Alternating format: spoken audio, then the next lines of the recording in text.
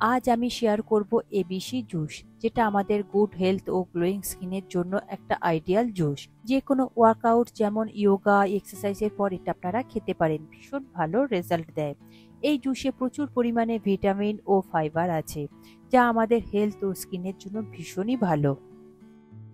নমস্কার বন্ধুরা, কিচেন টেকনিকে আপনাদের সবাইকে স্বাগত। আমি মধুমিতা।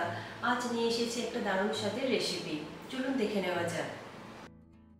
এবিসি জুস হলো অ্যাপেল, বিটরুট আর ক্যারট, এই তিনটে জুসকে একসঙ্গে শর্ট ফর্মে এবিসি জুস বলা হয়। প্রথমে দেখুন আমি একটা ক্যারট নিয়েছি। ক্যারটটাকে আমি ছোট ছোট করে পিস করে নেব, যাতে আমার মিক্সিং জারের মধ্যে পেস্ট করতে খুবই সুবিধে হয়। দেখুন গাজর আমার কাটা হয়ে গিয়েছে। এরপরে নেব বিটরুট বা লাল বিট বা বিট, যেটাই বলুন না কেন। এটা আমি একটা মিডিয়াম সাইজের নিয়েছি।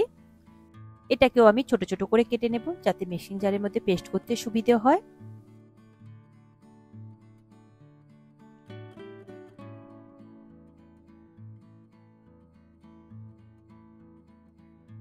দেখুন লাল বিট আমার কাটা হয়ে গিয়েছে। এরপরে নেব একটা আপেল। আপেলের আমি অর্ধেকটা এখানে ইউজ করব, যেহেতু এখানে একটা গাজর, একটা লাল বিট আর সঙ্গে অর্ধেক আপেল আপনারা নেবেন।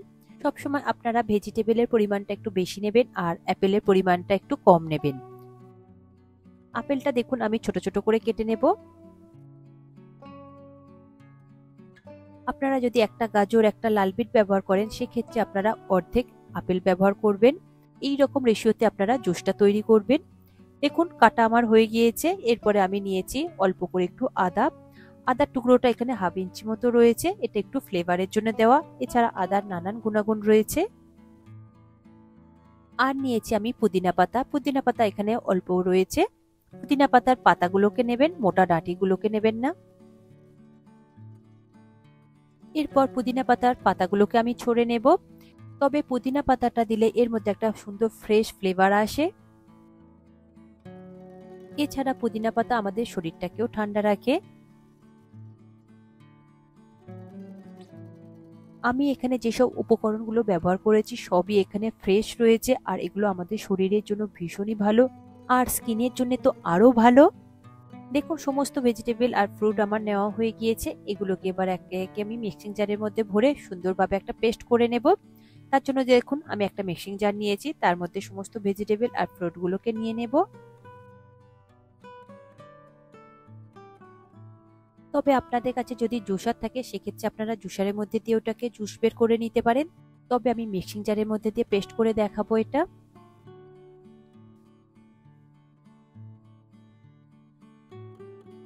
দেখুন সমস্ত ভেজিটেবল আর ফ্রুট আমার দেওয়া হয়ে গিয়েছে। এর মধ্যে দিয়ে দেব 1 কাপ পরিমাণে জল। এটা রুম টেম্পারেচারের জল রয়েছে। জল দেওয়ার পরে আমি দেখুন ঢাকনা আটকে দিয়েছি। এরপর একটা স্মুথ পেস্ট তৈরি করে নেবেন এটা।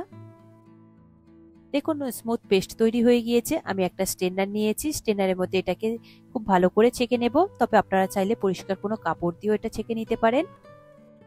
দেখুন সমস্ত জুস আমি স্ট্রেনারের মধ্যে ঢেলে দিয়েছি, দিয়ে চামচ দিয়ে খুব ভালো করে চেপে চেপে এর এক্সট্রা জুসটাকে আমি বের করে নেব।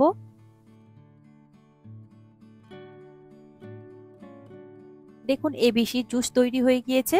এই যে এক্সট্রা ফাইবারটা রয়েছে সেটা আপনারা ফেলে দেবেন না, এটা কোনো গাছের মধ্যে দিয়ে দেবেন, খুব সুন্দরভাবে সার তৈরি হয়ে যাবে। দেখুন জুসটা আমার কত সুন্দর কালার এসেছে, যেহেতু বিটরুট রয়েছে, ক্যারট রয়েছে আর অ্যাপেল, সবকিছু মিলিয়ে একটা কালারটা সুন্দর এসেছে। এরপর এটাকে আমি একটা গ্লাসের মধ্যে সার্ভ করে নেব। তবে এর মধ্যে কোনো রকম চিনি, চাট মশলা কিংবা লবণ দেবেন না, তাহলে এই সমস্ত রকম নিউট্রিশনগুলো নষ্ট হয়ে যাবে। আপনারা সিম্পল এইভাবে খাবেন। পারলে উপর থেকে অল্প করে একটু পাতিলেবুর রস দিয়ে দিতে পারেন, এতে করে সুন্দর একটা ফ্লেভার আর টেস্ট আসবে। এছাড়া আপনারা এটার সঙ্গে হানি ব্যবহার করতে পারেন। হানি আমাদের শরীরের জন্য ভীষণই ভালো। আপনারা এটা ডেইলি ওয়ার্কআউটের পরে এটা খেতে পারেন। ইয়োগা কিংবা এক্সারসাইজ যে কোনো রকম ওয়ার্কআউটের পরে ডেইলি আপনারা এটা সকালে খালি পেটে খেতে পারেন। এছাড়া আপনারা এটা সন্ধ্যাবেলাও খালি পেটে খেতে পারেন চা কফির বদলে। দেখুন রেডি হয়ে গেল ABC juice, nutrition, vitamin and ফাইবারে ভরা। আশা করি আমার আজকের এই রেসিপি আপনাদের ভালো লাগলো। ভালো লাগলে এইভাবে একবার অবশ্যই বানিয়ে দেখবেন। আমার মনে হয় আপনাদের সকলেরই ভীষণ ভালো লাগবে। ভালো লাগলে কমেন্ট করে অবশ্যই জানাবেন, আর সাথে লাইক শেয়ার করবার অনুরোধ রইল, আর চ্যানেলটি সাবস্ক্রাইব করে নেবার অনুরোধ রইল। আজ তাহলে এই পর্যন্ত, আবার অন্য কোনো দিন হাজির হয়ে যাব অন্য কোনো রেসিপির সাথে। সবাই ভালো থাকবেন, সুস্থ থাকবেন, আর ভিডিওটি পুরো দেখার জন্য অসংখ্য ধন্যবাদ।